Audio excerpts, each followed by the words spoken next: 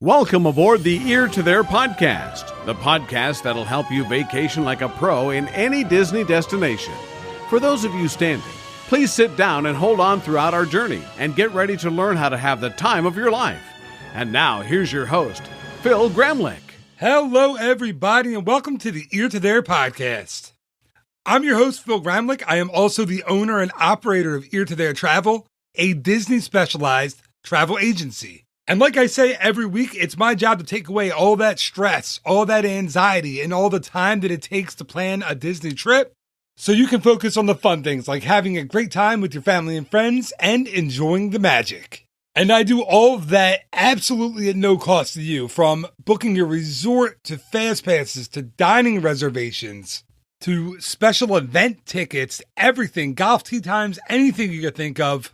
I do all of that absolutely for free.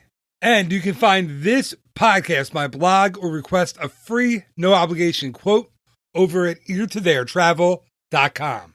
Also, check me out every Thursday at 7:30 p.m. Eastern Time on Facebook.com/eartotherphil. Hopefully every Thursday, I will host a Facebook Live episode of this podcast. It's basically a live version of the show where I talk, I chat and interact with you. I answer any and all questions that come my way, and once in a while I'll even give away a prize, or we'll do a trivia night every once in a while as well. So they're a lot of fun. Again, that's Facebook.com/eartotherphil. All right, now that all of the business is out of the way, this is episode number 76 for the week of July 3rd, 2017. Now, grab a drink, grab a snack, and as a famous mouse once said, on with the show.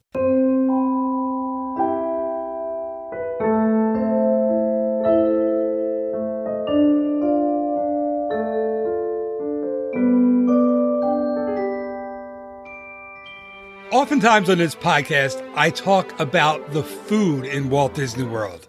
I tell you everything that you should eat. I tell you where you should go. I'll tell you my favorite places to go. I talk about Casey's Corner an awful lot. That is one of my favorite quick service places in all of Walt Disney World. But what I don't talk about a lot are my bad experiences in the restaurants, or the ones that were subpar or not really up to Disney standards. Because guess what? They happen. Great experiences aren't always guaranteed when you go to Disney eating establishments. Not only that, menus change and things change. Things are added, things are taken away from menus.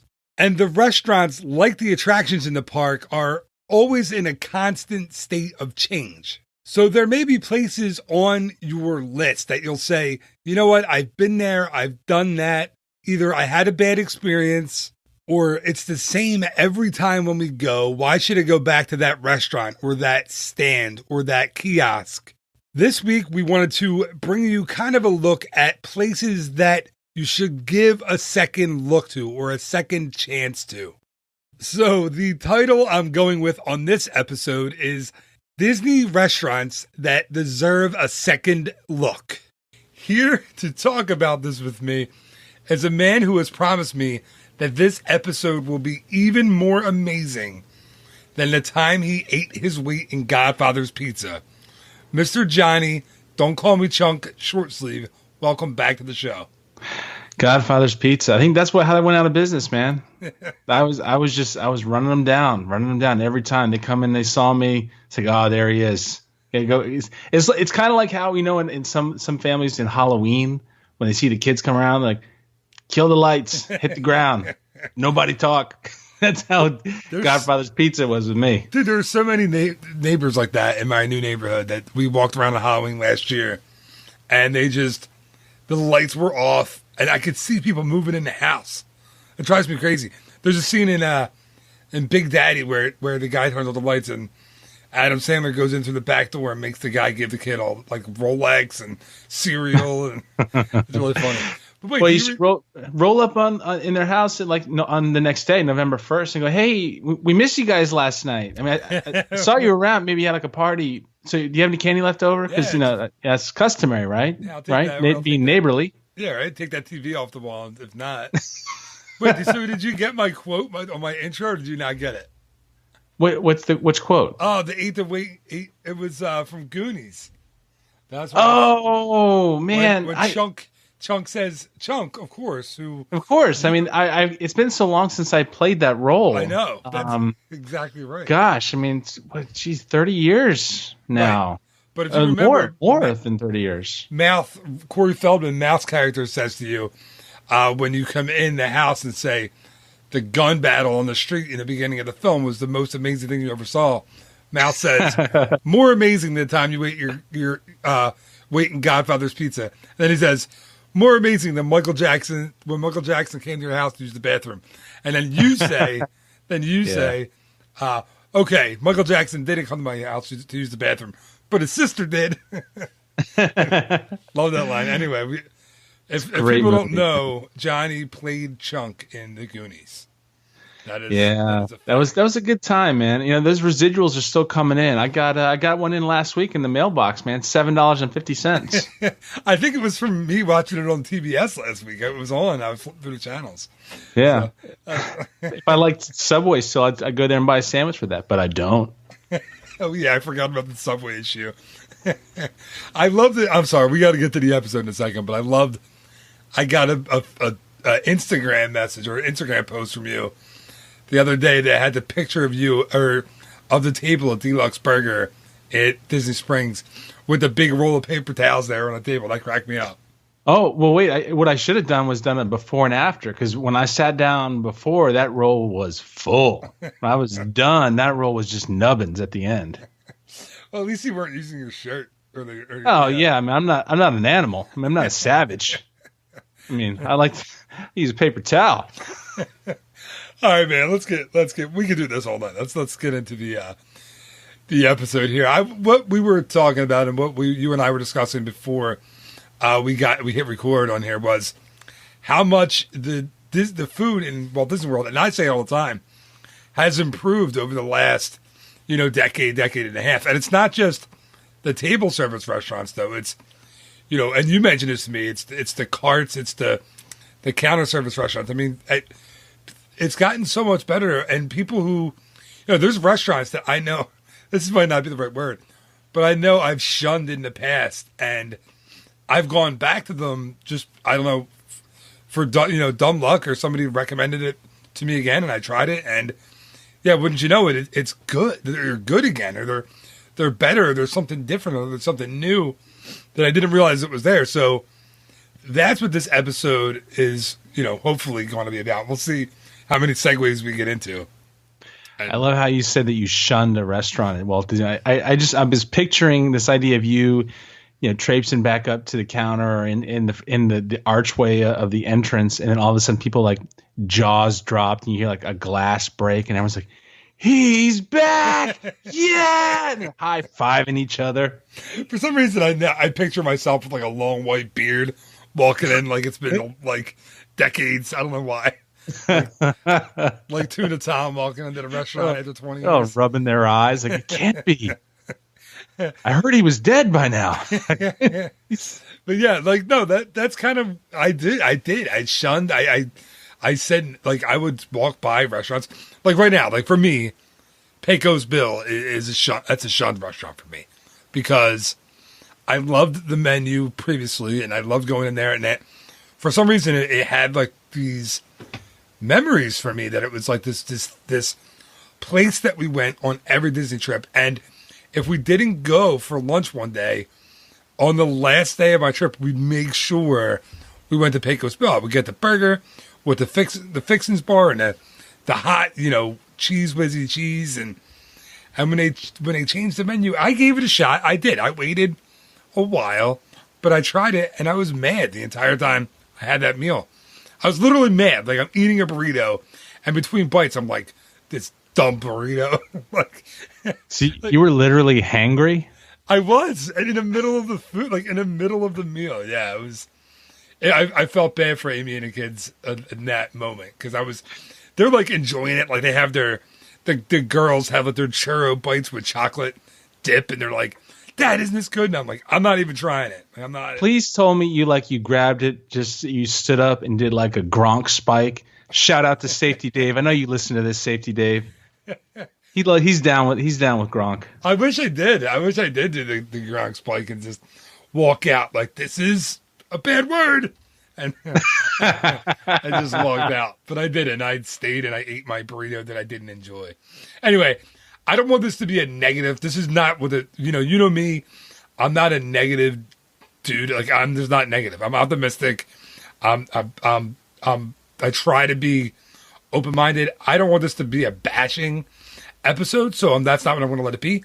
But I will talk about a couple negative experiences because I think you have to. So, and I'm going to be honest, and that's one thing. I know there's a lot of Disney podcasters who are extremely one way or the other. They're super, super positive, super, everything in Disney is perfect and nothing can ever go wrong. Or there's those Disney podcasters that just complain about everything about Disney. And you're listening, you're like, why are you doing a Disney podcast? I try to toe the line and be honest. And listen, I can't hide the fact that I love Disney and Walt Disney World. So, anyway, that long story short, I don't want to make it a negative podcast, but I will talk about my negative experiences because I think it's a part of it. Well, that's what Grandma Shortsleeve used to say. She used to tell me, don't hate, congratulate. Hey! And she'd do like a little dance. Still entertaining them at the old folks' home or no? I can't remember. Oh, she used to say it all the time down the old folks' home, but now she says it down at the VFW. All right, dude. With that, I think you should go first. Well, yeah, let me tell you about my list here, and this is my approach here to my list. So what I did was kind of to dovetail on what you just said, is to say that there were some places that I would frequent and go, you know what, this isn't something that really I have to repeat again. I think I'm good. I checked the box. I'm moving on. And something came up, kind of like what you said. Somebody will say something to me, or I'll read something or hear something about a change that happens, and it sparks my interest in trying it again. And I see that there is a change. And by no means am I trying to say here that the things on my list are the best in the segment of everything you can get on property. That's not what I'm trying to say here. Instead, I'm hoping that my list is just going to throw out some ideas to people who may have done the same thing that I did with these places and said, you know what, okay, not great. Let me try it somewhere else. I think I might do better. So that's what I'm hoping to do here. And I hope I didn't steal any of yours, but let me go ahead and go with number one here. This is the first thing that came to my mind. It was Sleepy Hollow Refreshments in the Magic Kingdom. Awesome. Love that place. Is it on your list? No, it's not. Okay, good. Yeah. Woo, I was worried about that one. That's all one right, that I go to. Yep. Okay. So let me tell you why I put this on the list. So if you were somebody who knew of that place years ago as just being like the spot to get a funnel cake, I know people who love funnel cakes. I like funnel cakes. I mean, come on. I'm a big dude. I didn't get to be a big dude by eating carrot sticks. You know what I'm saying? Although I like a carrot stick with mustard. It's a weird thing, but I like that. I'm in on that. Oh, I might have to edit that out. It's got to be that. It's got to be like the spicy deli mustard, though. Yeah, you're not helping the case here. That just dug the hole deeper. All right, it's one of my oddities. Go ahead. I'm sorry.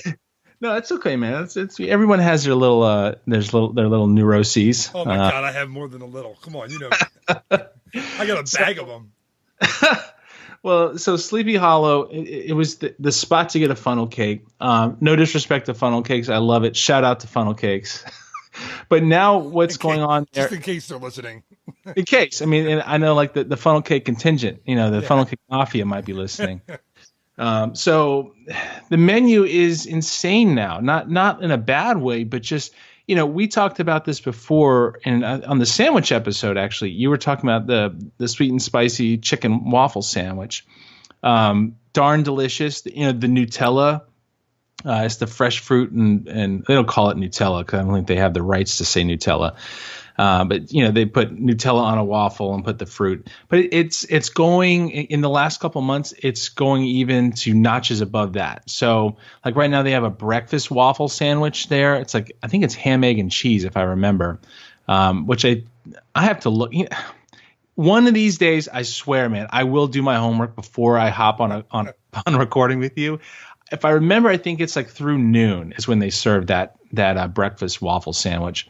They still had the funnel cakes, obviously, but here's what's like the talk of the town right now. Everyone is just going nuts over this. The hand dipped corn dog made it into the Magic Kingdom now at Sleepy Hollow. It's something that so many people have been raving about at Disneyland, and when they be here saying, why can't we make that happen here? Well, they slowly, I guess, tested it out at Disney Springs with the food trucks and found out, yeah, people dig hand-dipped corn dogs here on the East Coast too. We have a winner. So they finally found a way to get it on the menu somewhere. It's at Sleepy Hollow now. This is like hot off the presses, man. It's just like literally a few days ago. I didn't know this was happening. Yeah. I had no idea. I mean, this is why people tune in, man. This is they come and get, this is like the breaking news spot. Yeah, you get all this stuff.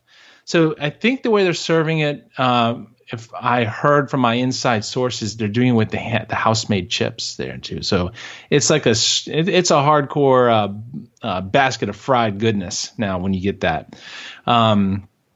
I haven't been to the Magic Kingdom in the last few days, so I haven't seen it with my own eyes. But I, heard from my inside source that that's what's going on. A couple other things they've kind of like they're trying out there. I think they have like a pretzel dog that I know that they've done in other spots around on property, which I see why they're doing it. It's cool. They already have the corn dog that so it's good to scale something in there that's kind of the same but a little bit different. But right now, like this is. And I think they have like a baked potato too. Like they used to have right down the way at that little fruit stand right there outside of the Hall of Presidents. I think a lot of people liked that, and they were kind of bummed that they weren't having that anymore. So anyway, this place, it's worth giving it a second look if you haven't been there in a while, because you've always just said, I'm not in the mood for funnel cake. I want real food.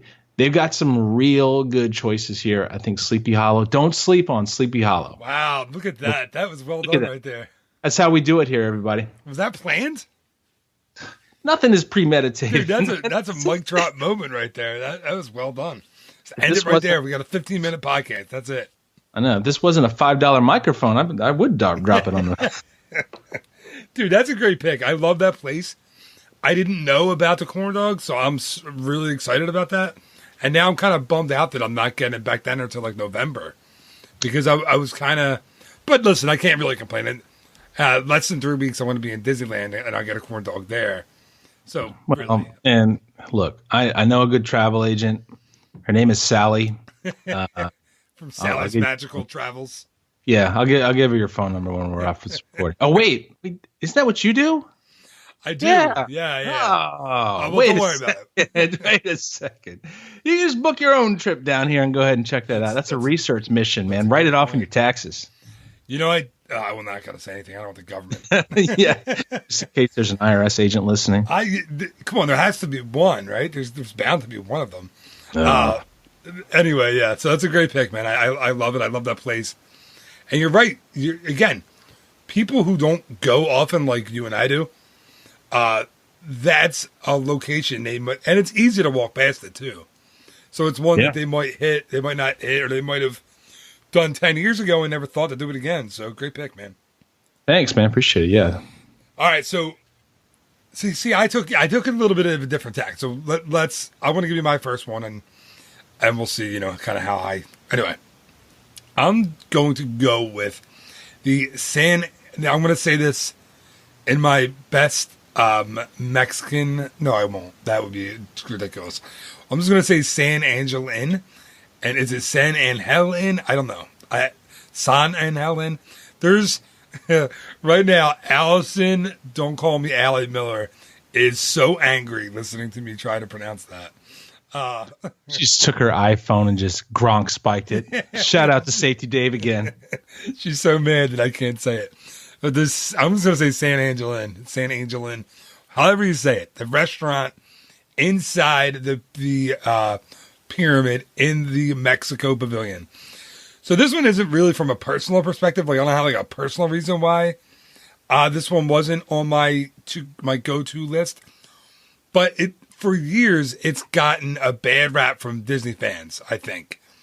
If the internet is to be believed, which it really never should be, but I put stuff on there, so. But believe the stuff on my site. Don't believe everything else. But if it is to, basically for years, this place served kind of not fantastic Americanized versions of Mexican dishes, right? It just wasn't up to the standards of food in the other pavilions in World Showcase. I remember eating there with Amy when, we were just married, I think, so it was probably 2009, 2010, and getting a burrito and being like, it wasn't bad, but it was like, it wasn't even up to the standards of like a Moe's or like a Chipotle burrito. And that's not good for a restaurant in World Showcase. But these days, it's a lot closer to food that you would actually get in Mexico. I mean, it's real Mexican entrees, real Mexican food. It's not Chipotle light or, Moe's or whatever burrito or Mexican fast food place you have near you. It's not Pecos Bills, is what I'm trying to say, right? It's not a Tex-Mex kind of, thrown together menu that I don't love. But the thing is, a lot of guests still skip it, and there's still the reviews and the ratings that I've heard, I feel like aren't ratings and reviews from the last couple of years. They're ones from years ago that when they're saying, people are saying, telling me, I had a bad experience in that restaurant because, I got a burrito or I got nachos or blah, blah, blah. And it's not like that anymore. It's much more authentic to the cuisine of Mexico. So that's the one that I think, did I see that's the one? I'm like Chef Boyardee. That's the one you have. That's one that I think you have to get back on your radar and give it another try because it has improved an awful lot. And I even like the food outside. Now I know a lot of people don't, but I know that's the what the heck is it called? The cantina. Yeah. I like that. I like getting nachos and an overpriced. Obviously, I'll just say it. Regular margarita. I get the one with the middle one, not the super expensive margarita on the menu, like the regular average Joe margarita. I get my nachos. You sit, put your feet up, watch on the water. I like that. That's like my speed too. So I think the food basically in the entire Mexico Pavilion has been up tremendously, and I feel like again people are sleeping on it and people don't know about it. Well, I think there was a thing that it was always regarded as like one of the most romantic restaurants in Epcot because of right. Yeah, sorry, I mean, man, just I didn't mean to cut you off. No, it's okay. The ambiance and there's the ride right there and just the sounds. I mean, it's a cool place. It's a cool place to eat. I wonder if part of it was at the time it came, just for like the first decade or even 2 decades, maybe it was a situation where, let's say the first decade, where everyone had a palate for Chi-Chi's, the restaurant. Yeah. The restaurant, not what it translates to in Spanish. They had a palate for Chi-Chi's, and that's what they knew as terms of like sit down Mexican restaurant. And that it wasn't that. And I think that's what turned people off because they thought, well, I like Chi-Chi's. I want to go eat that kind of food. It's kind of fun to eat. Let's have that. And they were disappointed. And then I think it maybe kind of had an identity crisis for a little while where they said, well, we want to stay authentic. That's supposed to be the experience that we have here at Epcot.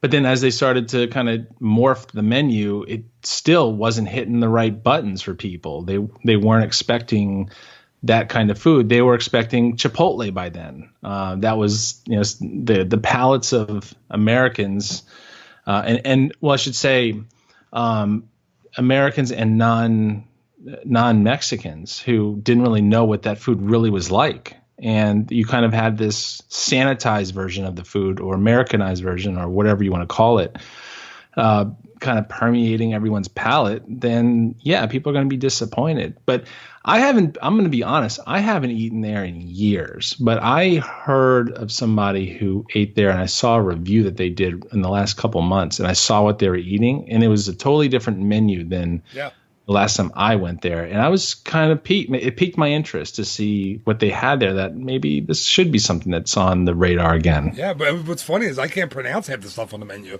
That's why I didn't even try to. Just point and nod. You know what's funny about that restaurant too is when you go, you need your iPhone flashlight in order to see the menu. It's always been like the darkest restaurant in all of Walt Disney World. I don't know. I guess you can't turn the lights on because the ride is going through, and the ambiance is at night. The nighttime, market in Mexico. So it's pretty dark in there. You ever seen those restaurants now that have the illuminated menus? No, like a little switch on it? It looks like a laptop when it opens up, but it's like two screens. Like, so it has like a LED backlit menu. No, that's cool. Yeah. I don't frequent those kinds of places, but I heard about them on the streets. That's yeah. I mean, I like you. I have little kids. I frequent Applebee's and Chick-fil-A, so I'm not exactly getting out to the backlit menu restaurants around here. I'm done with Chick-fil-A too, man. They get my order wrong every time. What is your order at Chick-fil-A? Well, I mean, when I'm ordering for the whole crew, and I bring it back, and then all of a sudden I look at it, and there's stuff missing or stuff that I didn't ask for, and whatever. I understand. I'm not going to say that. I love you, Chick-fil-A. You guys are cool. What's really funny is that burns me all the time. Like if I go through McDonald's drive-thru or something in the morning, yes, I'm sorry. Any parent out there who thinks I am a bad parent for giving my kids McDonald's breakfast, they'll eat the McDonald's pancakes. So I'll get my son a hash brown. I know it's not good for you. I don't get him often, maybe once in a while. Anyway, and I'll get myself an Egg McMuffin. And I have to clarify my point. So, and I'm gonna help you dig yourself out of that McDonald's hole. So everyone say, so I know people listen to, you got to check your bag. Well, you can't check your bag at the Chick-fil-A by my place because there's the line that's wrapped around the building 17 times, and if you stop for a millisecond and people are on the horn like, move, I want to get my bag, and it's just, you have to kind of grab it and go and hope for the best, and unfortunately that's just, it's just mine probably. It's Chick-fil-A. The Thunderdome of Chick-fil-A's. Yeah, I mean, mess around. Man, it's brutal. All right, so just avoid the Florida Chick-fil-A's. Really should be okay. I read that there's no... this is really weird, but the 76ers made a number one pick in the NBA draft the night we are recording this, and they had... The guy they drafted was a guy by the name of Markelle Fultz.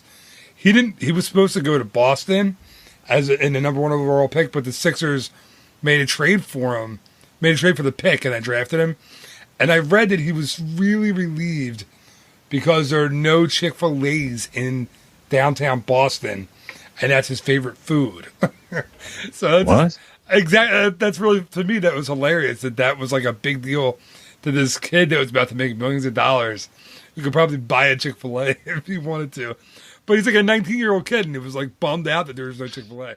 Well, I bet you, when he meets the team nutritionist, and they say, "Yeah, man, no more of that Chick-fil-A nonsense." You're not getting Chick-fil-A, dude. Yeah, no you're an asset on the books of a business now. You're not a college kid anymore. Was it Ron Artest who was addicted to like candy and Skittles, and one of the NBA players? I think it was Ron Artest. I'm not quite sure. I have to look it up. I forget. I heard Ron Artest right after he got drafted got a part-time job at Best Buy so he could trick out his house on a discount. Like, he would pay full retail price for flat screen TVs and everything. I don't know if that's true, but it seems like something he would do, just knowing from what I know about him. Yeah, he's an odd individual, but that's a guy, man. That's a way to do it. You got all that money, but you don't have to pay full price. Get out of here. Oh, and that's for suckers. All right, man. So we're We're off on a tangent. We got Chick-fil-A, McDonald's, Ron Artest. It's the watermark of our podcast. That way people know it's not counterfeit. This is the real deal, like Evander Holyfield. That's true. I'm calling him Ron Artest, by the way. I shouldn't call him by his actual name now, Meta World Peace. We're not doing that, man. What has he done for world peace? That's what I want to know. They worked at Best Buy? I don't know. Got in a fist fight with people in the crowd. Yeah, remember that? Oh my gosh. Yeah, that was a good time. That was what did they call that? There's something at the Hills. I forget what it's called at Auburn Hills. Anyway, go ahead, man. You're up. Okay, so this one's really interesting to me because I think it's still probably this place still has a stigma with most people as being just a place you wouldn't even think twice about going. It's because it's kind of nestled between so many really good eating spots. It's the Liberty Inn in Epcot. You and I went there not that long ago. A few weeks ago. Met up with a few pals of ours. Yeah, and gosh, it was only a few weeks ago, man. Time flies when you're having fun. Sure. So here's the thing. I remember going to this place many, many years ago, and it was just standard theme park fare, burgers and hot dogs and whatever. And I remember even at that point in time in my younger days thinking, wow, the American Pavilion is really underrepresented from a food standpoint when you compare what you have access to with all the other countries. I don't know why that is. I don't know if it's deliberate that they just wanted to. Well, I don't know. I don't even want to try to speculate.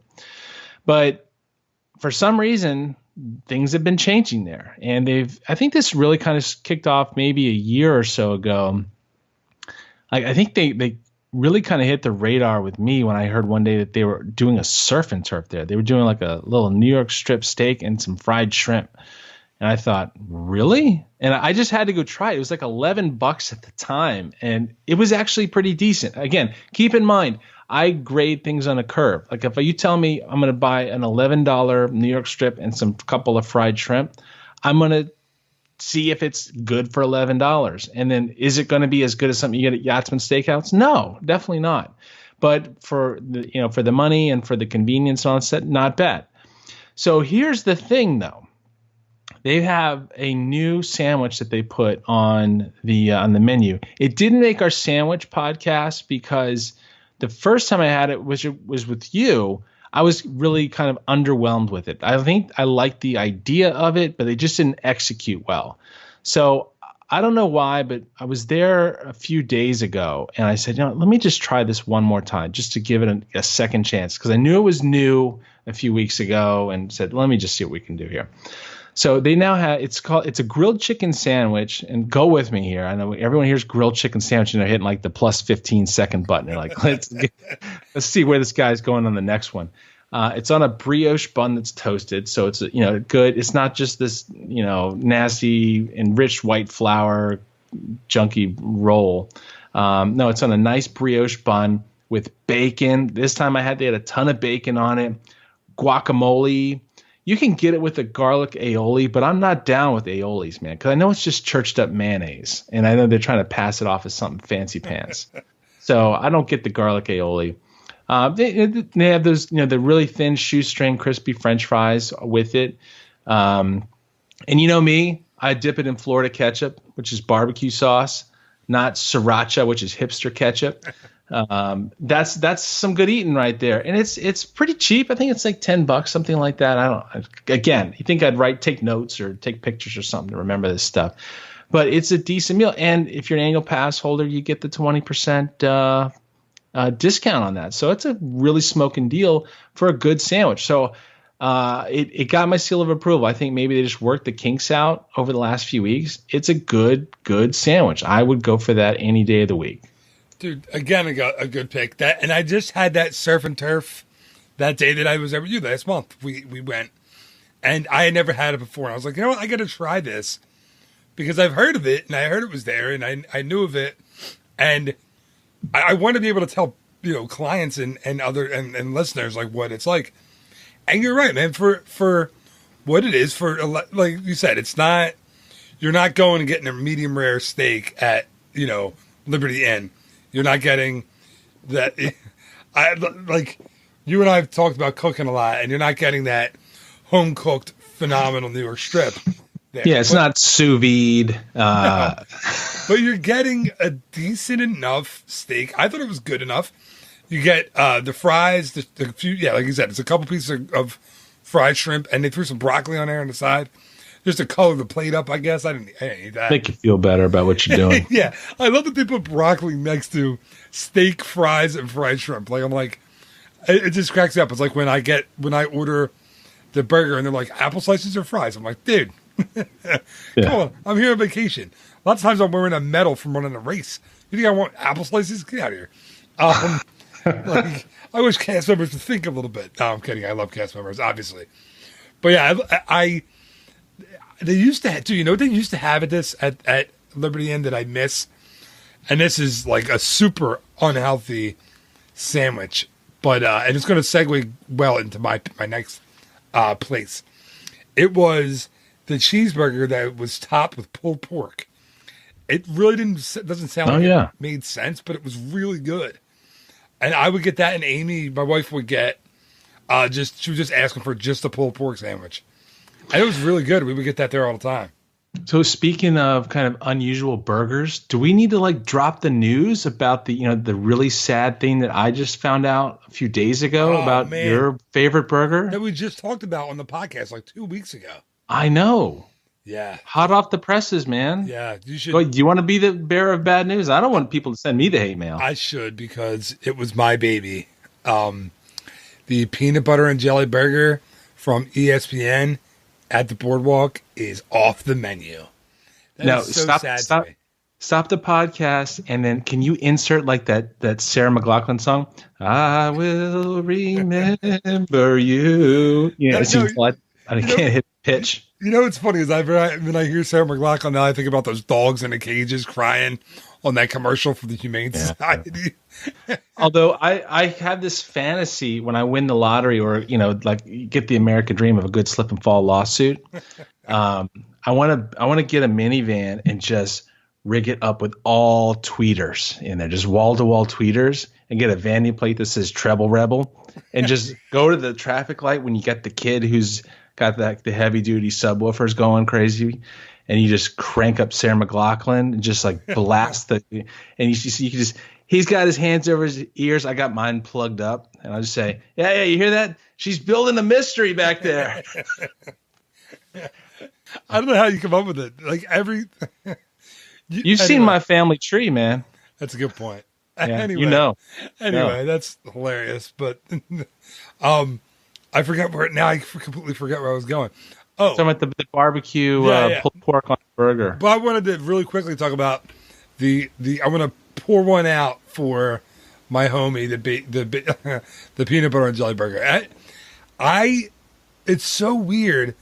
2 weeks ago, the day that we did it, whenever I do these with food, I always double check the menu online just to make sure it's what I'm talking about is still there. And I remember you texted me that it was gone, and then you said it's still on the menu or on the app, the online menu, but it was gone off the real menu. So that's a bummer. I hope people complain and bring it back. And I double checked with I guess they're not called cast members in there, are they? No, they don't work for Disney technically, but yeah. Well, they work for ESPN, which is Disney. But anyway, so there was one of the hostesses right at the entrance, and I walked up. I said, "Hey, I saw the menu board. Where's the PB&J burger?" And she said, "Just took it off." You wouldn't believe the number of people that have asked about it. And I thought, whoa, well, maybe people need to keep asking about it, like you said. It's all the people that I've sent down there over the last year and a half.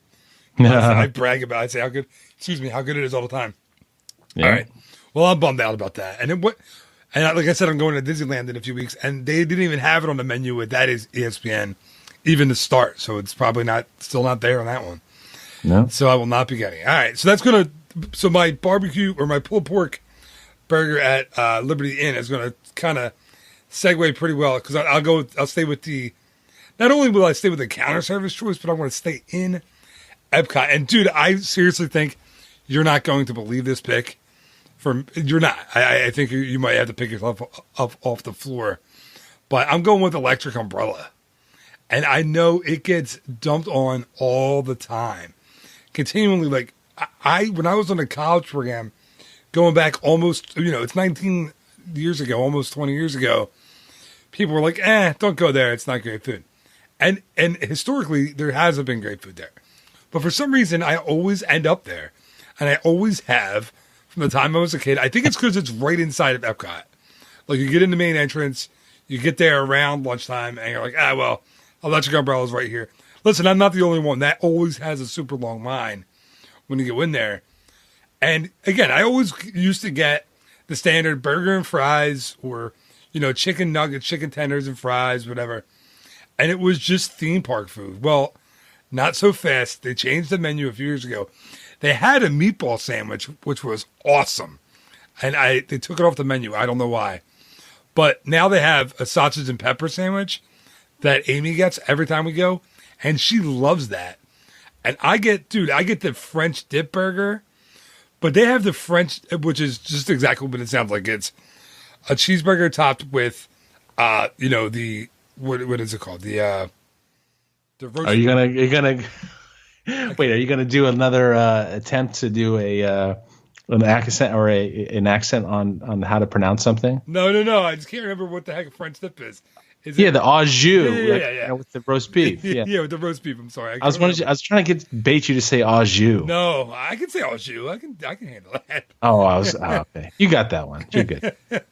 But dude, so it's really good, and it's a burger, and again, there's a combo there. You don't get combos many places. So it's the Angus burger, and it's brisket, onion straws.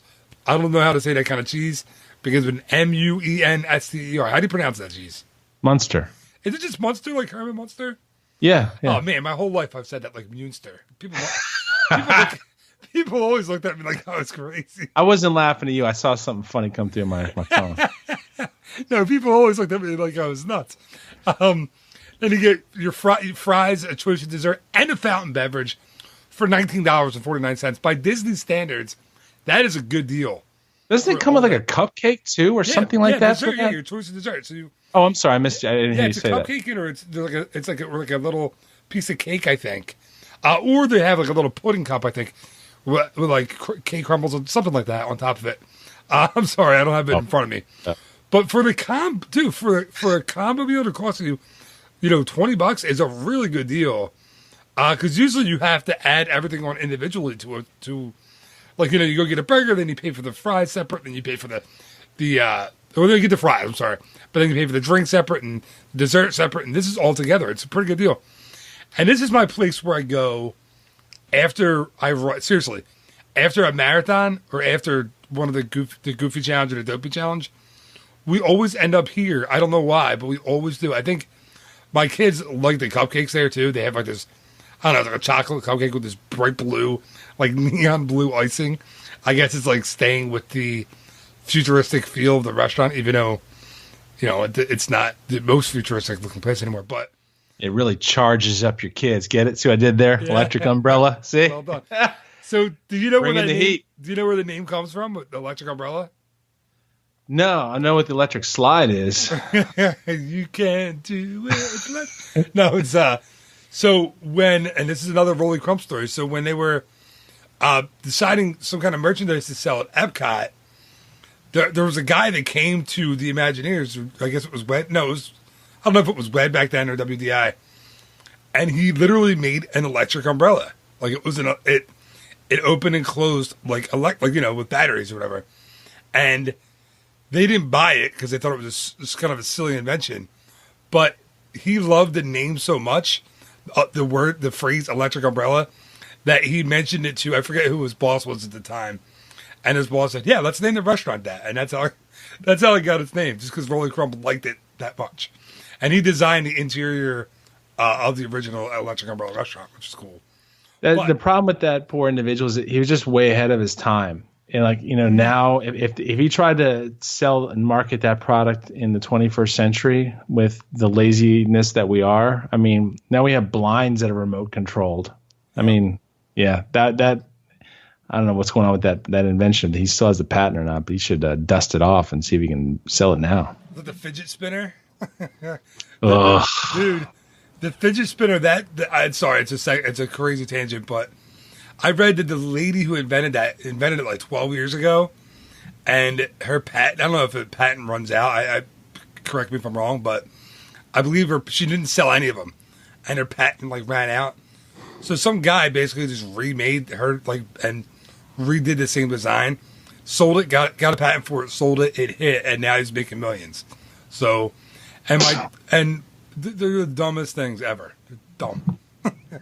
Sorry. Be careful, man. You might have like the fidget spinner mafia listening. You know what it is, man?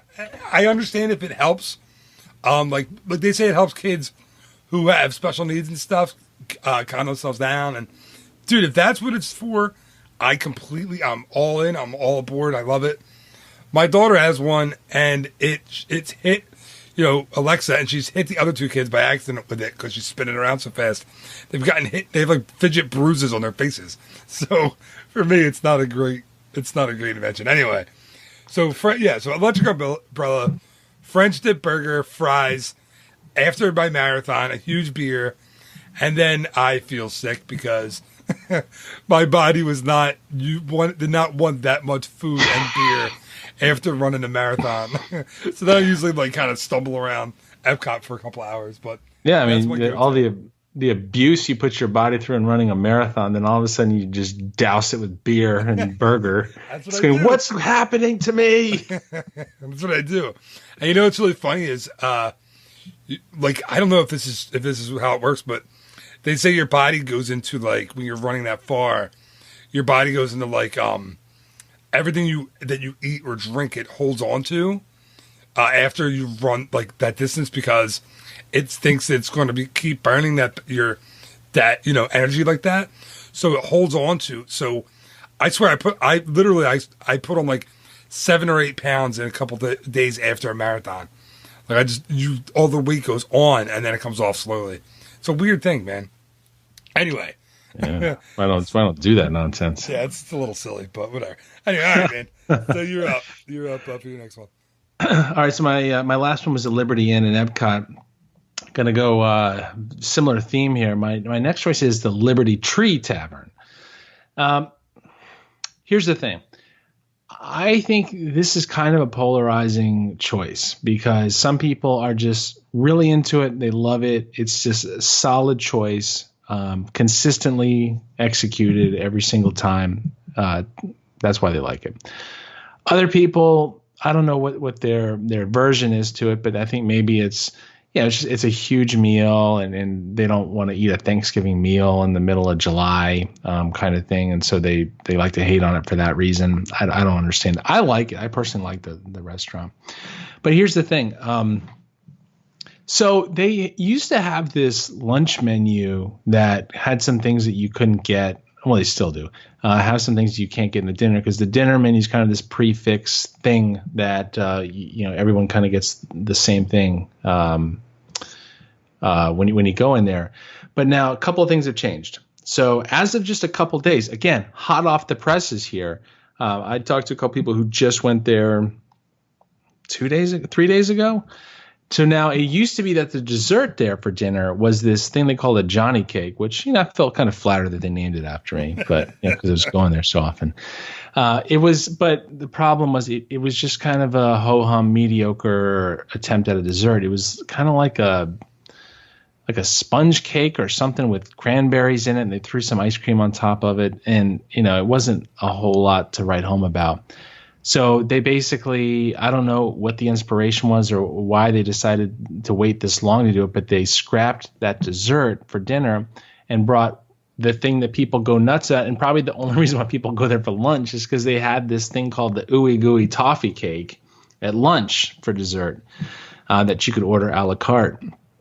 Now that's the dessert for the dinner menu at Liberty Tree Tavern, which is in my opinion, it's a pretty famous dessert. It's one of the ones that if you were to kind of survey the people who are pretty hardcore on eating at Disney, if you said, like, what are your top 10 desserts that you would want to get every time, that would most likely make the list on a lot of people's choices.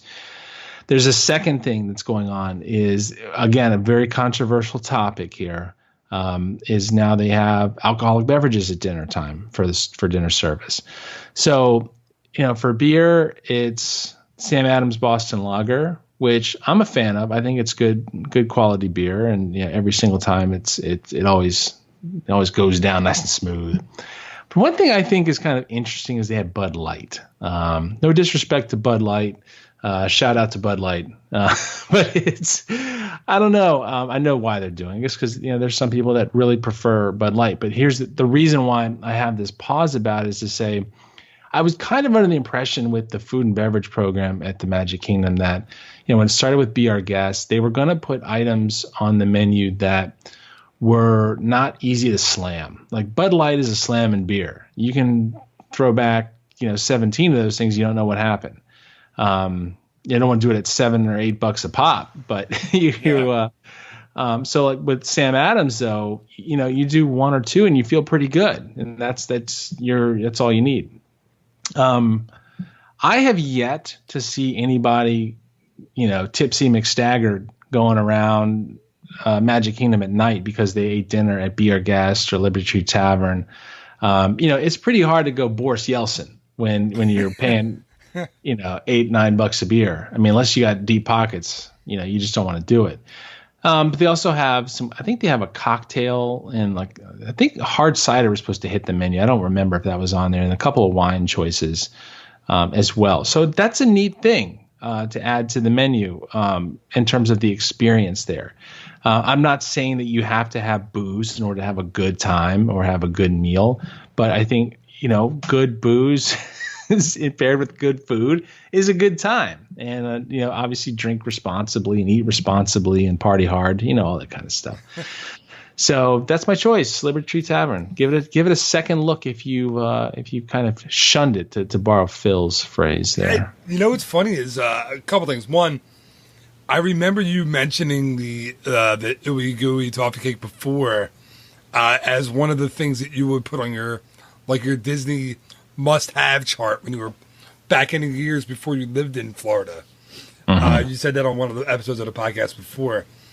And to me, that plate, like Liberty Tree, hasn't, as someone who books it for people frequently, I do book it more in the winter months and the fall, and I think it does have kind of a seasonal kind of feeling to it. Because, because it's the Thanksgiving dinner thing. But, I also do I have booked it for people in the summer. Although I don't know. I remember when I was working there back in the day, it was a character meal. And then that was like the big draw. And then now that it's not, it's not now, and now it's I don't think that it's lost its appeal, but I think they've done a good job with the food making, they made the food kind of the attraction there. And it's a cool thing. And you can't get that kind of food really anywhere else on Disney property. So that's cool. God, I'm sorry. No, and I think, in terms of like the that kind of food and having like a seasonal interest maybe. Somebody told me, and again, I'm probably going to say this and sound like a big fat idiot, and definitely probably get somebody to email you and correct me and say, I don't know why you bring this dum-dum on here. But somebody told me that when the weather's warm, it's actually good for your body to eat or to drink like coffee or hot tea. It helps you kind of like acclimate to the temperature better. I've heard that before too. So, you might think, well, gosh, it's middle of June in Central Florida. Do I want to eat pot roast and roast turkey? Pot roast is darn delicious, man. If it's 100 degrees out or if it's 30 degrees out, I don't care. Pot roast is the jam. We have our friend from the West Coast was in town and made some pot roast over at Chateau Short Sleeve. Nice. Not bad at all, man. It was good. Pot roast mac and cheese actually is what it was. Oh, I was going to say, did you add the mac and cheese to it? Yeah. She made the mac and cheese too. Like did she scratch made recipe? No, like she has like her own like secret recipe. Like, oh wow! Pulled out a scroll and unrolled it and started making. Goodness gracious! It's got it like hidden away in a secret compartment of the suitcase. Yeah, so TSA can't scan and steal it. Dude, and the other thing I wanted to talk about real quick was the beer. I was under the impression when they started to serve alcohol in Magic Kingdom that it would stay very themed to the land of the Magic Kingdom. But now Sam Adams I get only because of the logo, right? Because it's not a beer that was around during the days of the real Samuel Adams, and the founding fathers and all that stuff. But I get it. I get that it ties in and the look of it and the idea of it ties into Boston and all that. I agree with you, man. I don't get the Bud Light thing at all. Here's maybe like an explanation. Like, yeah, you're right about the Sam Adams, but think about this for a second. If you were to go and just find 10 people with a Bud Light in hand, I'm going to guarantee you that 8 of them have an American flag somewhere on their apparel. It's the all-American beer. A lot of Spuds MacKenzie t-shirts around. Oh yeah, I mean it is like you crack it open, you hear like a bald eagle scream. Like, I thought that was the. Did you ever see the commercials for like Busch beer? And that's the American one. They have like, dude, you have to be watching some shady TV to get Busch beer commercials. Like, you're not just watching. I mean, you're talking Maury Povich in the middle of the day. That's when you get the Busch beer ones. I used to golf with a dude who only drank Busch beer on the golf course. Like, that was his thing. Oh, gosh, that's a terrible beer. I'm sorry, listeners, if you're listening. But if you're listening and you drink Busch beer, you probably know it's not a great beer, right? You have to. There's like this section of the beer distributor. Like, we have beer distributors in Pennsylvania. There's like this section of the room where, like, in the front, it's like the good beers, and even like the good but kind of easy to come by, like the Heinekens or the Amstels and all. They're like towards the middle, and then in like the back left corner where nobody ever ventures to is like the Busch and the Schlitz and the Natty Ice and Natty Light.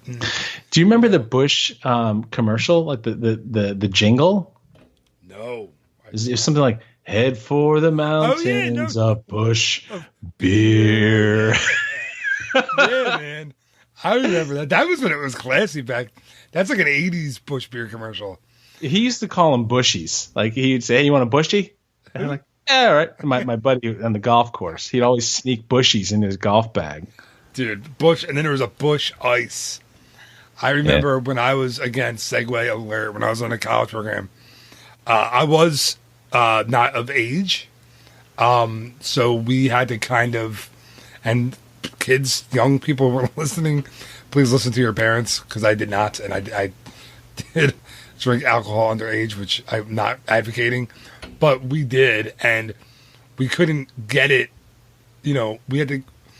we basically had to have people who were legal buy it for us, and we had no money. I was on a Disney college program, so dude, we were like Ice House and Red Dog, Red Wolf. Remember Red Wolf? Red Wolf was so bad it was worse than Red Dog. I mean, there's some bad, gross beers.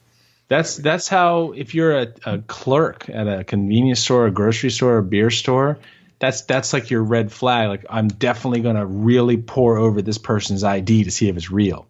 If they're buying the 30 rack of Busch or Miller. Remember Miller in a red can? It was like they were in a red bottle. Like, for years, their slogan was they had Miller High Life and Miller Light and Miller Genuine Draft, and they never had just a Miller beer. So they just made it Miller beer, and they put it in a red bottle or a red can. I remember that. I think it lasted a summer, and it was gone. It was like New Coke. It wasn't a hit. Anyway, dude, I'm on a crazy beer tangent. All right. This is the way we go here. And listen, welcome to the Beer to Their Travel podcast. Yeah, and I'm not even drinking a beer. I should pause this and go get one. All right, I think I only have Miller Lite in my fridge, and that just kind of defeats the purpose at this point. I don't want to drink a Miller Lite after I just slam Bud Light. All right, so it's my turn, right? I think, yeah. So this is one that I talk about all the time, and I'm staying with the counter service, or at least my last one. Yours wasn't, but my last one was a counter service, and it's Casey's Corner. And listen, my love for Casey's Corner has like no beginning and no ending. I love that place. I love listen, I love baseball. I'm a baseball nerd. So just like that it has baseball food and they've kept that. And I like that it has popcorn and it has, it literally has popcorn, Cracker Jack, and cotton candy and hot dogs, right? But 10 years ago, 12 years ago, the hot dogs were pretty subpar, even by theme park standards. They were, out of the boiling water, slap it on a roll kind of hot dogs. And it was a place that people really didn't go to. And they went to because, as Chuck recently said on one of these shows, they go because it's like the only place at the end of the night on Main Street that sells like real food. I don't think that's the case anymore for Casey's. No pun intended. I think it has really good hot dogs now. They're all beef hot dogs, which is a big selling point for some people. And I'm not even a really big hot dog guy. Like, I talk about Casey's a lot on my podcast, but I never eat a hot dog outside Walt Disney World. Literally never. Not even I go to Phillies games, or I'll never eat one. But they're so good there. And they have, look at the menu now, right? They have the corn dog nuggets, which I always get with Jack, my son. We split them, and we get fries. The macaroni and cheese hot dog, the chili cheese dog. They have like the rotating seasonal hot dog that they do now. I think it's the one right now has like buffalo chicken and celery and blue cheese or something on it. I don't know. But it's such a cool menu, and it's so different. And again, they're really good hot dogs, and they're way better than you would think. I think the quality is much better than like a fair or like an amusement park hot dog. So, yeah, I think if you haven't gone to Casey's in a while, if it's one that you just kind of avoid to get to, like you were saying, like Liberty Tree or, one of the other ones, I think you should give it a shot. You think they were kind of secretly laughing at themselves when they named it? Because I know, Casey at Bat, that the cartoon it's supposed to be inspired by. In baseball, hot dogs, that's kind of, Americana. But Casey, casing on a hot dog or a sausage, like casing. I never even thought about that, actually. I wonder if they secretly thought that was kind of a neat little nod. Yeah, that's pretty good. Yeah, that's and the neat thing too. There's always a really neat experience of eating there if you eat outside, especially. I know they've expanded the inside in terms of the tables that you can eat indoors and have air conditioning. And there's like the little there's the come on, get it out, Johnny. There's the little movie that they play in there. But outside's neat because they have the little ragtime or the piano player, which Jim, the main dude who you see all the time, is just absolutely cool in terms of not only just what he can do and play, but if you walk up there with your kids, he'll chat with the kids and even let them hit a chord or a note on the piano if he's not overwhelmed with people. Super cool guy. I like that choice, man. Good pick. And it's an institution. It really is. It's something that I don't know, man. I feel like when I go, if I'm sitting inside, if I'm sitting outside, it's one of those, I'm home kind of feelings. Like I'm at the place I love. I'm eating, this comfort food with my kids. It's just I don't know. I can't really put it into words. The red and white umbrellas, it's a cool place. So I love it. It used to be our spot when we would come here on vacation. That would be the first thing we would do. As soon as you get through the gates, go grab a hot dog at Casey's, and that's your signal that your vacation, your time at the Magic Kingdom has begun. Dude, I agree. That's kind of you put it more eloquently than I put it. That's what I was trying to say. Well, that's what I'm known for, my eloquence. That's true. In circles far and wide around the globe, the eloquence of Johnny Shortsleeve is known. Very true. Yeah, that's how I got my name. Speaking of eloquence, I just put that pretty eloquently. I got to give myself a pat on the back. Well, it's you kind of you're a product of your environment. You hang out with me a lot. You're rubbing off on me. All right, man. So I was curious. You have two more? I think I got two more. My next one's interesting. I think this is going to be one that could raise some eyebrows and get people to really question my sanity here. Joffrey's. the coffee stands that you'll find around on property. They've got one at the Transportation Ticket Center. Now they have a new one inside the Magic Kingdom in Tomorrowland, Joffrey's Revive kiosk. They have them inside Epcot, right around World Showcase area, and like there's a couple of them around World Showcase. So here's the thing. I remember pre-Starbucks there being this stigma about coffee at Walt Disney World. And there was always this thing where people said, I think Nestle may have been, was it Nescafe or Nestle? Yeah, Nescafe. Yep, that's right. Nescafe. People were really just not digging the coffee at Walt Disney World. And that was a big thing because if you're staying on property, you're kind of, you land it, if you fly in, you're landing at MCO and you're kind of captive there because you took Disney's Magical Express. You don't have your own car to go get your own coffee. You're at the mercy of whatever they can provide you. And a lot of people were up in arms and saying that the coffee isn't that great.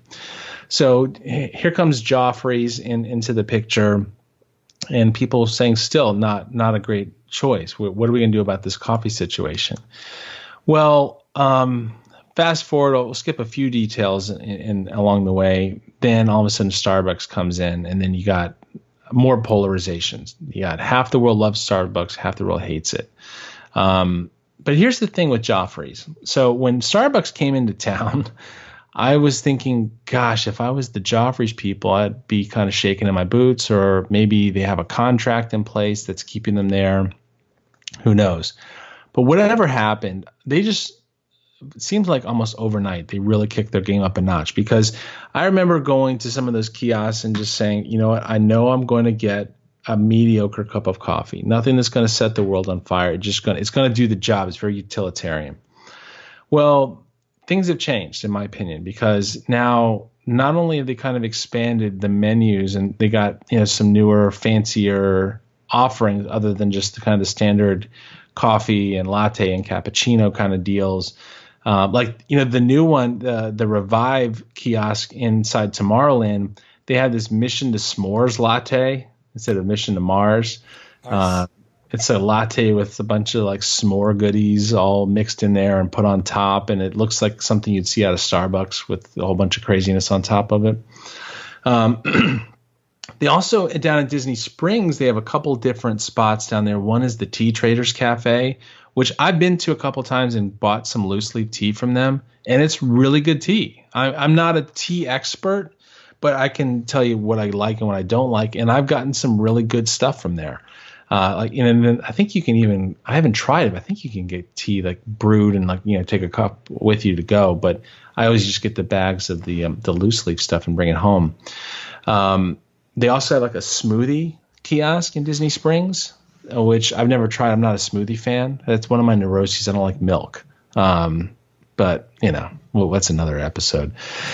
And what's interesting is what seems like it's kind of quietly gaining popularity are the donuts at the Joffrey stands. Like they have these kind of oversized donuts that, for the most part, it's just like an iced cake donut or a yeast donut.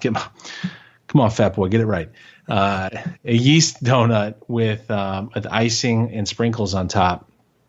And it seems simple. It kind of looks like something you'd see like the Homer. I was thinking like the Homer Simpson donut when I see the pink one. Yeah, it's like the Simpsons donut. I've had a couple of them before, and they're good. They're a little pricey for donuts, but they're good. And if you're in the park, you need a donut fix, that'll do it for you. And I slowly have seen this kind of gain popularity with those donuts. I see them a lot more. People trotting with them around the parks now. So my recommendation is, if you're somebody who's hardcore, hardcore parkour, all into Starbucks, you got yourself made, man. It's everywhere now. You can find your Starbucks at Disney World, and it's convenient. But if you're somebody like me who isn't into the Starbucks thing, and we talked about this before, I'm a Dunkin' Donuts man, and on the coffee side.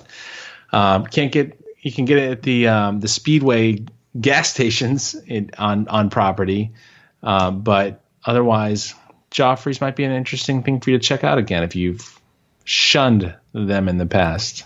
You know, what's really funny is a couple things. One, the Speedway, when I was there last month, I was on the bus coming back from Magic Kingdom to Animal Kingdom Lodge. And no, I was going to Magic Kingdom.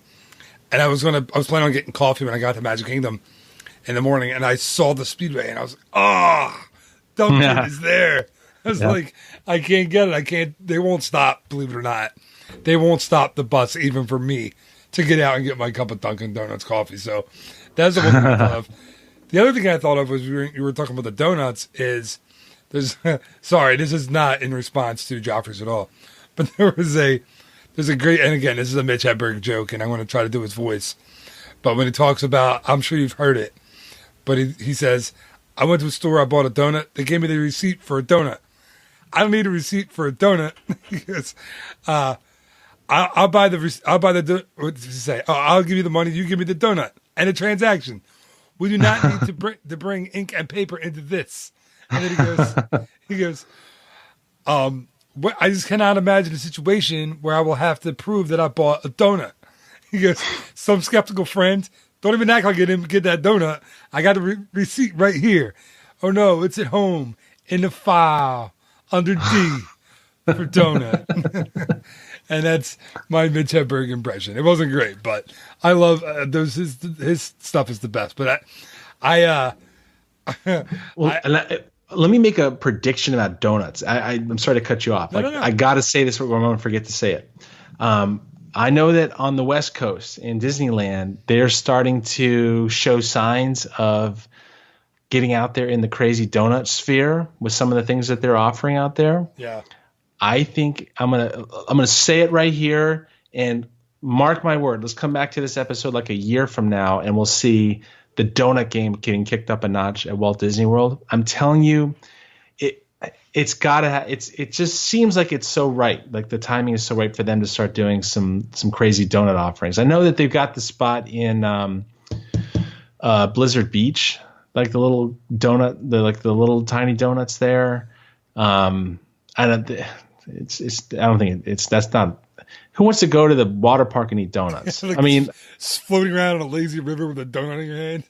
I mean, no, the way you do it, like I think they made it for me. You go in the lazy river and you set that bag on your belly as you're going down the lazy river, and you're just tossing it back. That's the way you live.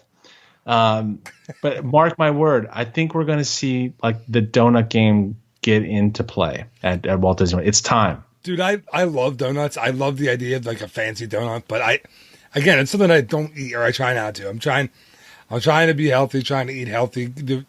I was saying it off the recording, I think it was off the recording, that dopey training starts for me in less than a week.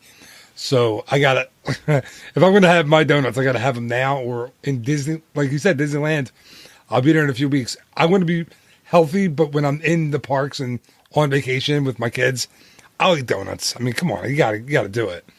I generally, when I'm in Walt Disney World or Disneyland or on a Disney cruise, I eat what I want. When I'm home, tonight I made a tuna steak and vegetables for my wife and I. But normally, I'll eat kind of healthy, or like that.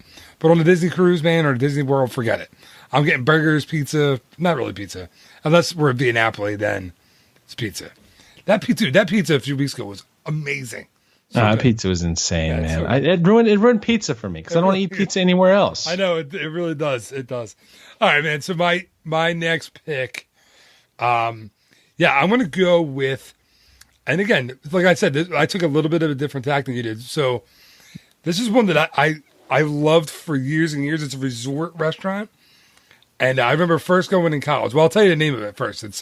It's Cape May Cafe, and I remember going with my family when I was like in college and being blown away by how big the seafood selection was and how varied it was. I mean, it was huge. You could get any kind of seafood you wanted there. And I remember it being really good. And then I went maybe in 2009, 2010, and the selection was still there, but it was just the seafood, the quality wasn't that good. And I'm basing this on, I'm from, excuse me, I'm from the Northeast. My whole life, I've never been like more than 2 hours away from an ocean.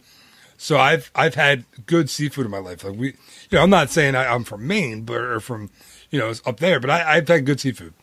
So the seafood, that one visit I went, it just wasn't good. And I remember I got the crab legs. You ever get crab legs? I don't know if you're a crab leg guy, but you get you get the nutcracker, and you go to crack it open, and it's like soft, and it like bends. I remember that's what it was like, and I was like, oh man, like it's not. You could just tell they're overcooked, like not good crab legs. You could just tell, and that's what it was that day or that night.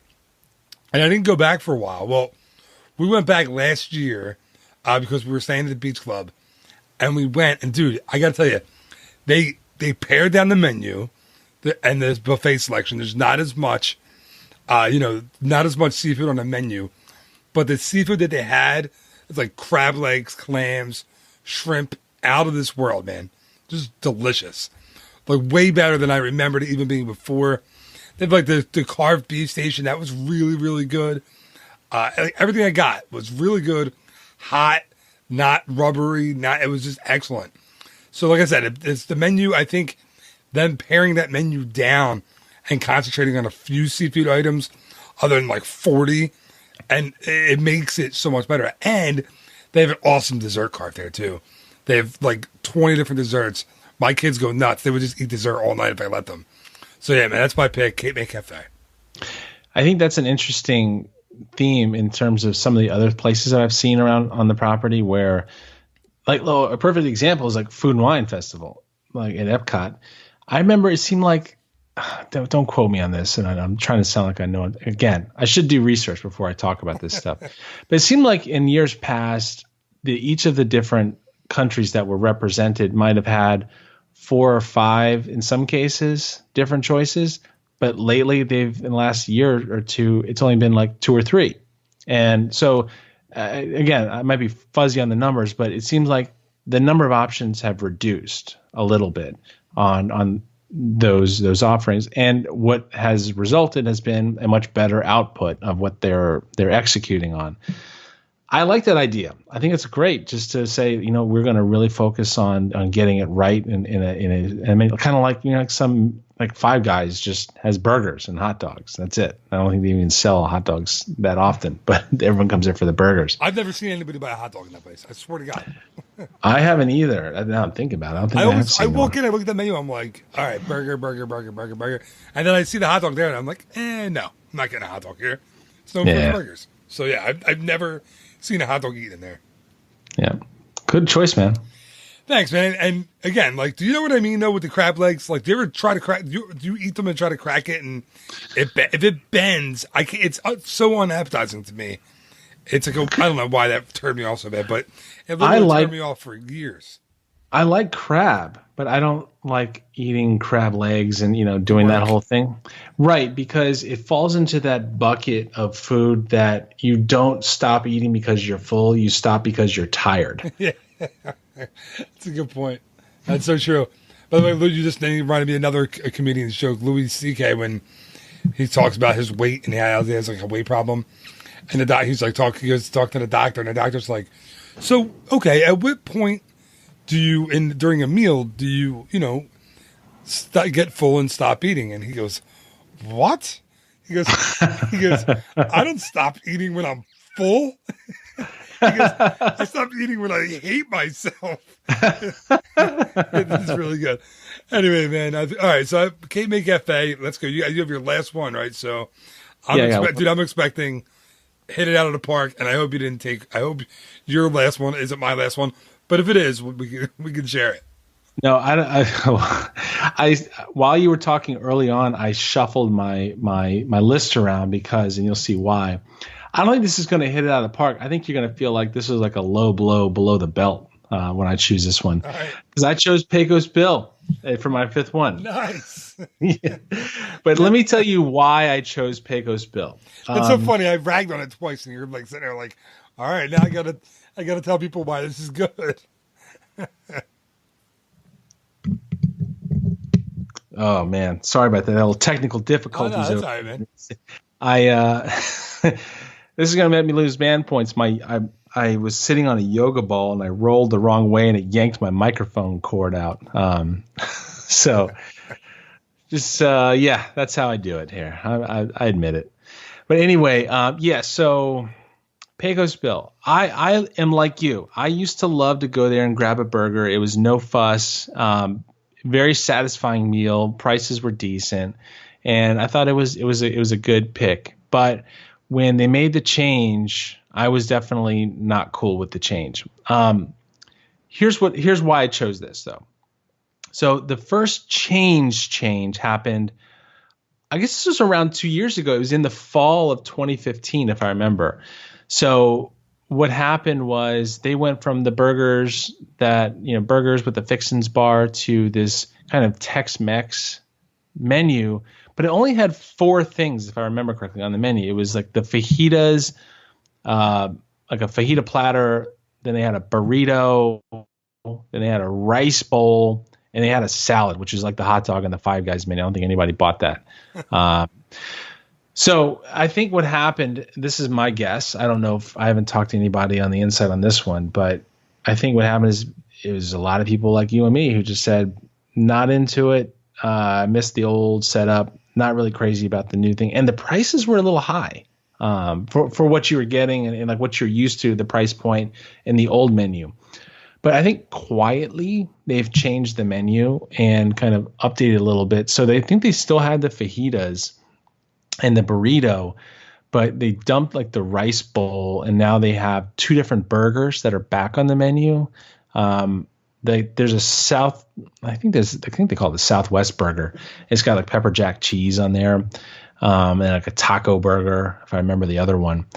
But here's the other thing is that crazy nacho challenge that's kind of double secret probation no one knows about, allegedly, but people know about it. Which you tried to rig up one time. That's kind of neat.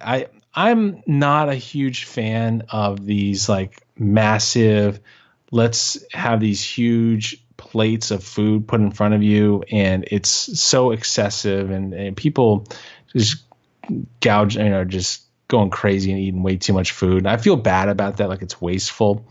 And that's funny. Again, pot calling the kettle black. I mean, big, chunk here talking about being wasteful and overeating. I don't know why. For some reason, I have a bad taste in my mouth about that stuff. But anyway, they have it. It's fun. And, if you're getting 6 or 7 people or 8 people together to do it, yeah, you eat it all. And I'm cool with that. But I guess the problem I have is it's the person who gets, himself and then 2 of his friends, and they just go nuts and just really overindulge just for the sake of saying they did it, and do it for the gram, man, do it for the Instagram, kind of thing. That's where it kind of bugs me a little bit. But I think that the point is, I think a lot of people like you and me said we're shunning Pecos Bill. We're done with them because of what they did to the burger menu. No chance, Lance. I'm gonna walk right past it. Now it might be worth giving them another try and seeing what they're up to. I mean, they have the burgers back on the menu, and maybe try the nacho challenge too. So, dude, now I feel bad that I blasted it twice, but I kind of no, don't feel bad. But because I do it almost in a kind of tongue in cheek manner anyway, because like we said, of my love for the previous menu. But I'm looking at the menu now. I have to admit I've had the nachos, not the big nachos challenge, which again I was going to do that as an event, but I had to cancel a trip, so I couldn't come down. That will still happen in the future. Hopefully they'll keep that until November. I'm going to try to get it together for November. But the nachos I had were good. I didn't try either of the burgers when I was there last time. So I got the burrito, and actually my wife and I split the burrito and the nachos. So I could be talked into trying the burger there. I'm looking. The only thing is, like, I'm looking at it. Southwest burger served with tortilla chips. Taco burgers, with tortilla chips. I might have to bring in my own fries. I might have to go out to the cart, get myself some fries, and bring them in. I don't know if They I just can pull nacho. them out of your cargo shorts pocket, I might have to. like smuggling in candy to the movie theater. You're smuggling in French fries to pay this bill. I think I'll have to, man. I don't know if I can go burger and chips. Although I like some kind of the house-made chips. The ones at Columbia Harbor House, especially. I love those chips. They're so good. No, good pick, man. I trashed it because I'm still angry and jaded about the old menu being gone, I think. No, that's cool. Don't apologize. That's what it's supposed to, and that just shows that we don't sit here and try to collaborate on this beforehand. And it's honest. That's why I think it's number rated. That's why it's the number one rated podcast in my neighborhood. Yeah, I was wondering where you were going to go with that. The number one rated podcast at my Trader Sam's in my house. Yeah, I surveyed everyone on Nextdoor.com, and they agreed. I have that Nextdoor.com. We do that too. It gets abused sometimes. Oh my God, dude, that's a crazy. Some of the stuff that you get on there, it's crazy. I didn't know that was a thing until we moved to the suburbs. It's good.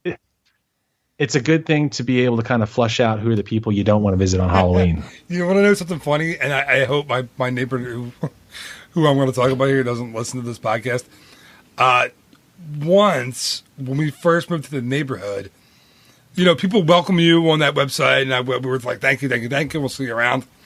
And this one lady wrote to us and was like, hey, I have a little kid too, about your kid's age. Maybe we can hang out. And we were nice. We were like, yeah, that'd be great.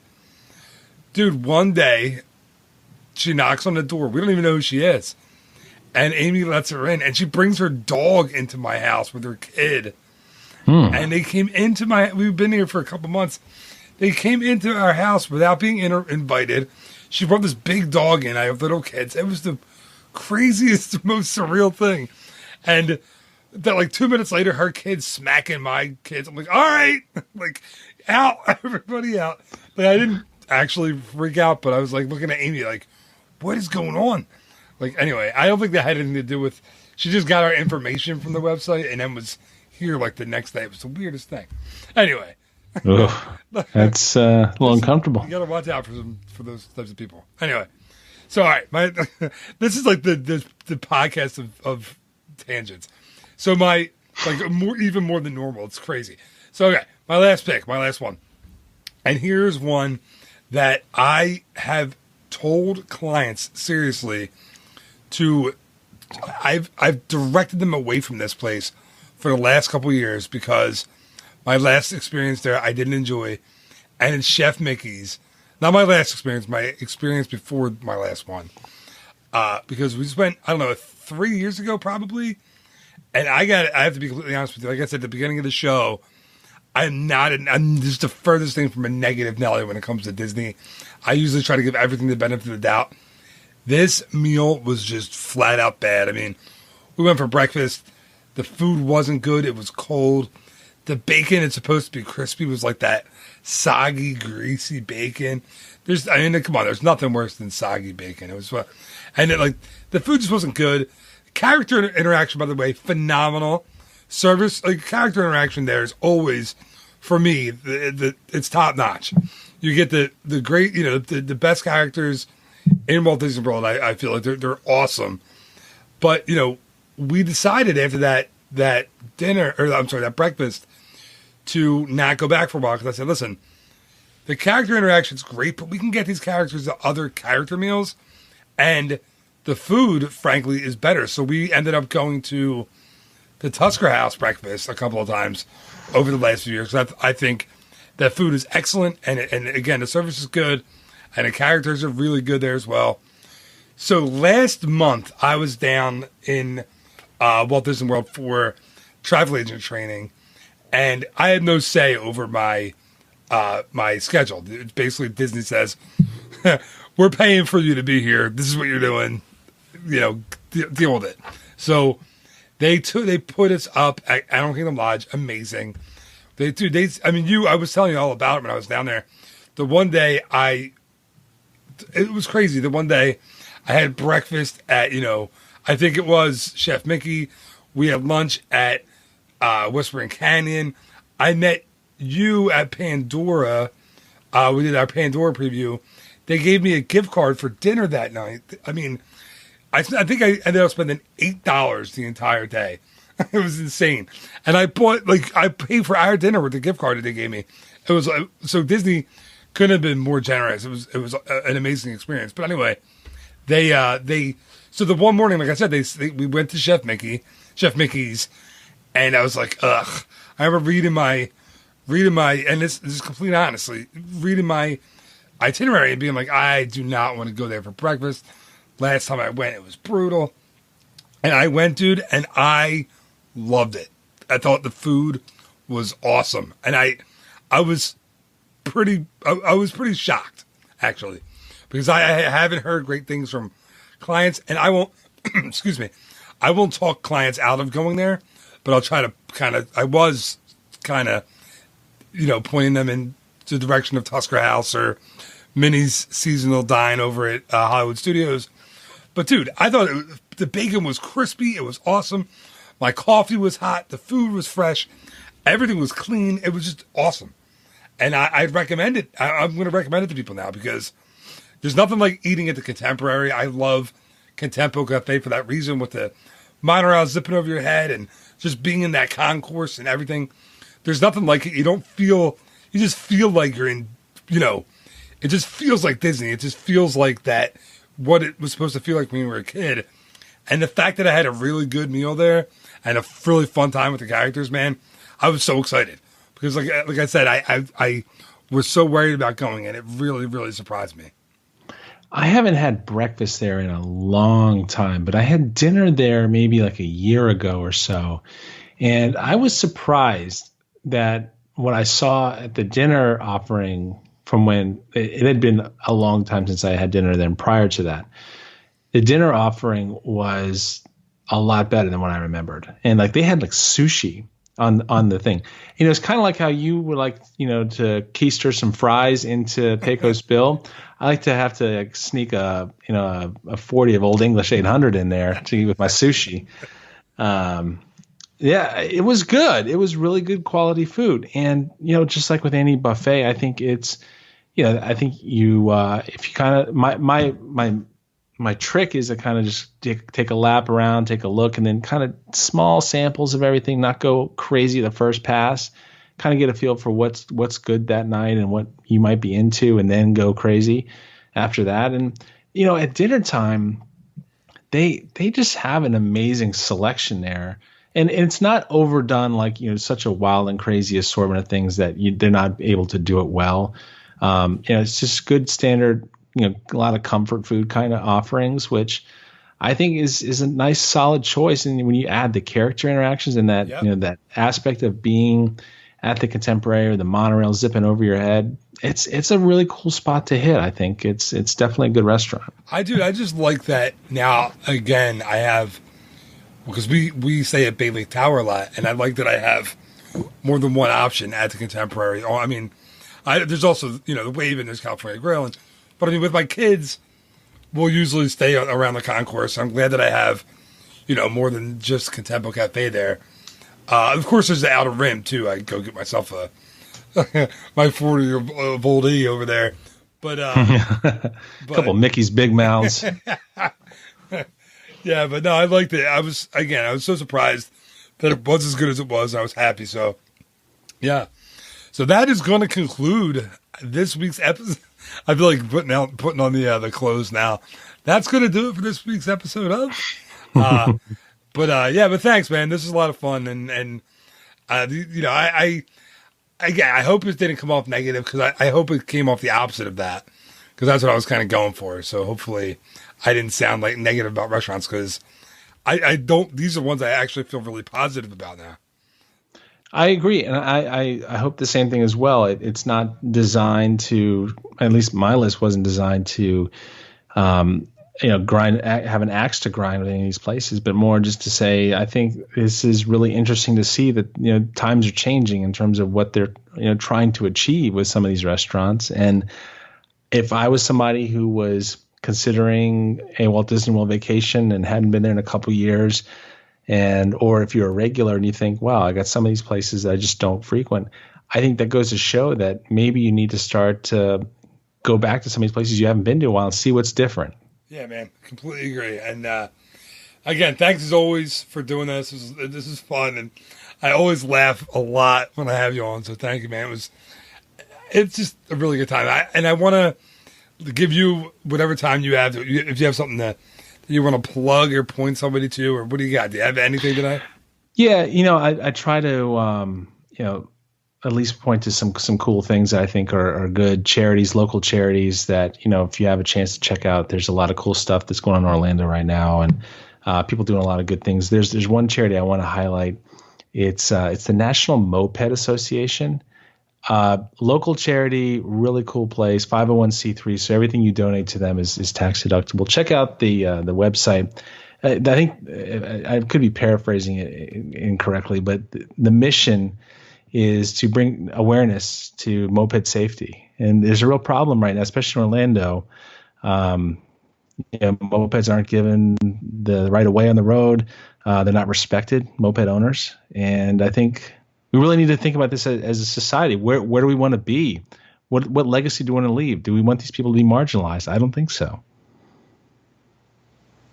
Sorry, I had my button on mute there. So the National Moped Association. Yeah, that's based here in Orlando. Good organization. Check them out. I had never heard of the National Moped Association, so I will check it out. I've never heard of that. Right on. All right, man. Well, thank you again for being on.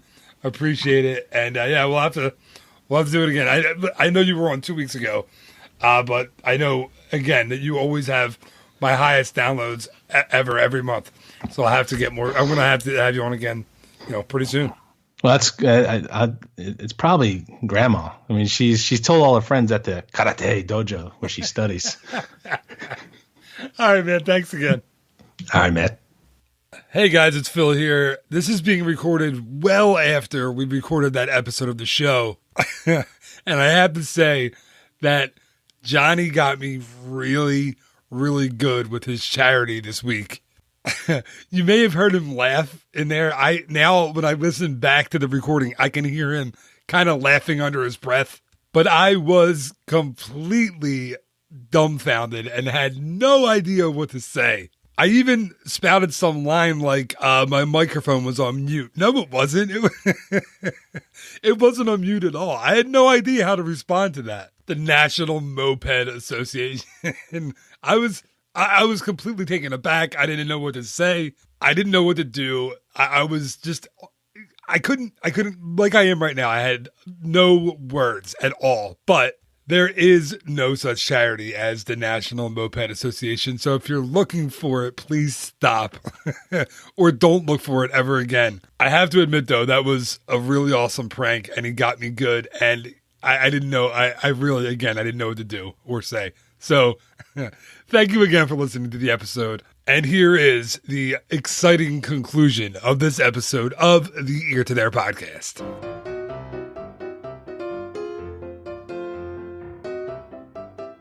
And that is going to do it for this week's episode of the Ear to There podcast. Thank you once again to my guest, my co-host, whatever you want to call them. The very funny, very quick-witted, but also very, very sincere Mr. Johnny Shortsleeve. It's always a blast when he's on the show, so thank you again.